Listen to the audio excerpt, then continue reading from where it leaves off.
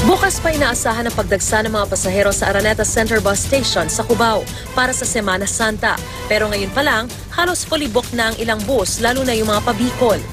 Chance passenger na lang po yung mangyayari sa kanila kasi po pag puno na po yung bus natin, baka sakaling may mga mag-rebook o open ticket. Mapabus o eroplano, pahirapan na ang biyahe. Galing ako ng airport, nag-try ako sa Philippine Airlines kung may available pa. Wala na eh. Galing na rin ako ng Cebu Pacific, wala na rin. Ang mga tsuper naman abala sa pagtiyak na ligtas ang kanilang biyahe. Papahinga ng maayos at saka nagre-relax para maganda ang biyahe. Lahat ng parte ng bus, minake sure nyo na... Kine-check po ng mga maintenance namin yan.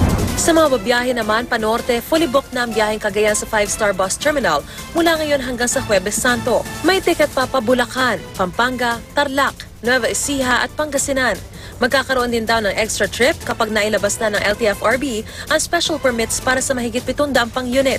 Sakto rin sa Semana Santa ang pagtatapos ng integration project ng NLEX at SCTEX. Ibig sabihin, isang beses na lang kukuha ng ticket ang motorista pagpasok ng expressway at isang beses na lang din magbabayad sa exit ng kanilang destinasyon. Kaya tinatayang mababawasan ng 40 minuto ang biyahe. Ako si Mariz Umali ang inyo, saksi.